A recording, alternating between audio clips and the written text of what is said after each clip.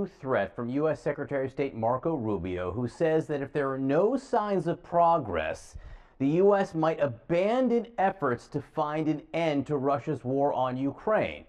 Russia, along with Special Envoy Steve Witkoff, met with both Ukrainian and European officials on Thursday, but now he says the U.S. might just move on. Let's get right to CNN's Nic Robertson for the very latest on this. What exactly is the Secretary saying, Nick? Yeah, he's saying that there's a degree of frustration coming from the White House that President Trump has put 87 days into this already. He said everyone recognizes that you can't make a deal in the space of 12 hours. I think it's worth mentioning that President Trump had originally said it could be done in double that, 24 hours.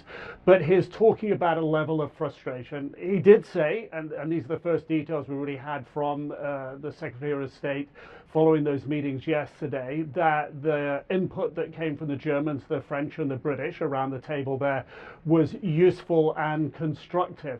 But he lays out a scenario whereby he wants answers and the US wants to move along if they don't get the right answers about the possibility of peace. This is how he framed it.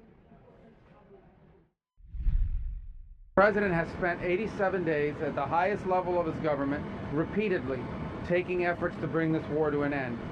We are now reaching a point where we need to decide and determine whether this is even possible or not, which is why we're engaging both sides. We need to figure out here now within a matter of days whether this is doable in the short term, because if it's not, then I think we're just going to move on from our perspective. So this here, what he laid out at those meetings, it appears a broad framework is how he described it, as how the United States sees the possibility for ceasefire talks going forward. Ukraine, of course, already signing up to unconditional ceasefire. Putin and Russia prevaricating, raising different points. It's not clear here whether Rubio is referring that the right answers need to come from the Europeans, the Ukrainians, or the Russians, or everyone. But there is an anticipation that there will be a meeting early next week, potentially here in London.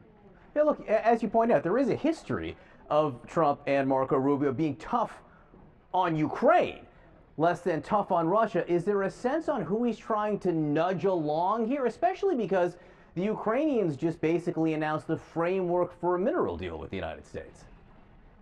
Look, I think you have to read this as the pressures on the Ukrainians. We know from President Trump yesterday he is still dissatisfied and not happy with President Zelensky. Marco Rubio this morning spoke about the Ukrainian delegation needing to go back and speak to President Zelensky. President Zelensky last night again appeared to reiterate what he said before about Steve Witkoff and Witkoff's meetings with Putin, that Witkoff is buying the Russian narrative here, and that potentially the illusion from what we heard from what President Zelensky said last night about this broad framework could include details about concessions on land. And Zelensky has said that the unconditional ceasefire they signed up to does not have any specificity on that area at all, and that's not specificity that they're willing to get into. They've got red lines on it. So it perhaps appears here as if the Ukrainians are being pushed in order to get to the next stage, as President Trump wants, to say that they're going to be willing to give up territory, and that's been a red line so far. Yeah, Ukraine under the gun, literally and figuratively here. Nic Robertson, thank you for your reporting on this. When Donald Trump was on the campaign trail, he frequently made this particular promise. That is a war that's dying to be settled. I will get it settled before I even become president. Well, Inauguration Day has, of course, come and gone. Now, 3 months later, it seems like the Trump administration might be the one on the verge of giving up. Here's Secretary of State Marco Rubio speaking to reporters just hours ago. We need to figure out here now within a matter of days whether this is doable in the short term, because if it's not, then I think we're just going to move on.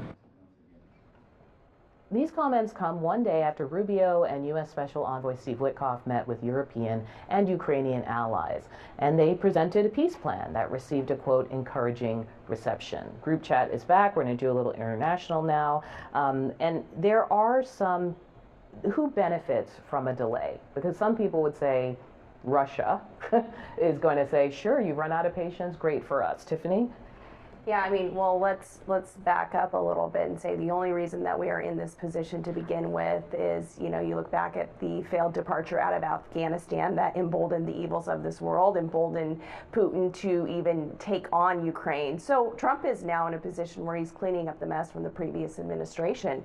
You know, President Biden drug his feet on getting weapons and just drug this out to the point where it is now. So President Trump is obviously the master negotiator. He's working also on making sure that this deal works for the American people, whether we can mine rare minerals. Patience, dragging something out versus not dragging something out. You think that there is a limit to patience? No, I think President Trump will get the deal done. I think they're working day and night. This is the first 100 days of his presidency. He's been working fast and furious, and he has made it very clear. We just want to kind of address Rubio. It sounds like they're saying, look, short term, maybe not. I just think back to that really chaotic Oval Office meeting between Ukrainian President Volodymyr Zelensky and Donald Trump, and the message that was being sent there was that we are running out of patience here. I hear that echoed in Marco Rubio's statement.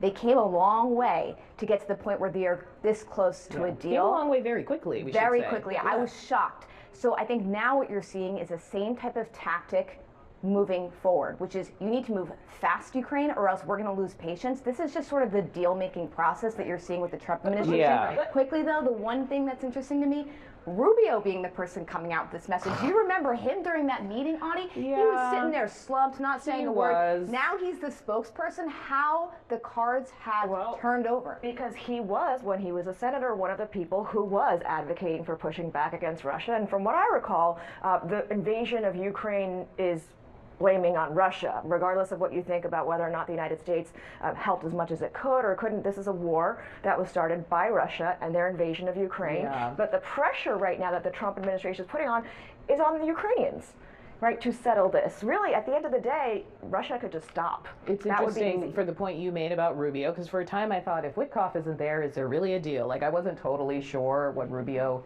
is doing, or if he was on the things they didn't have time to be focused on. Yeah. Is that a bad, I've heard that perception. Remember that tension between Rubio and Musk, right? I think that Rubio wants to step into this role and make sure that he has power. This is one of the most important international diplomacy things that we're dealing with right now as a country. Of course he wants to be the spokesperson, the person who's managing it, because in the past I think he was taking too much of the back seat and he didn't like feeling disempowered.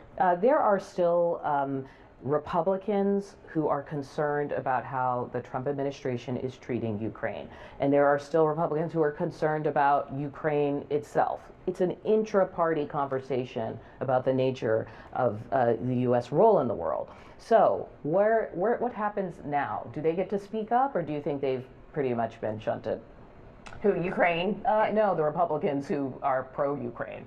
No, I don't think so. I think everyone's voice is open at the table. But look, we have to get to a deal, and I think what we're seeing is a little bit of a pressure campaign to get this deal done. Zelensky did not have a good showing when he came to the White House at all. And, you know, he was talking to the American people who've given that country millions and millions and millions of dollars. So, no, I think Trump's laser focused on getting a deal done that works for the American people. What are you going to be watching for, Nair, in the next couple of days? If we're running out of time, what are we looking for? Yeah, the truth is, I'm not sure what the running out of time is based on. Is it just based on whether or not Trump has the attention span for this? Because this is a war that Ukraine is fighting for their livelihoods and for their land, and there's been zero pressure on Russia to do anything or pull back or make any concessions. It seems to be that Ukraine is being blamed for being the victim.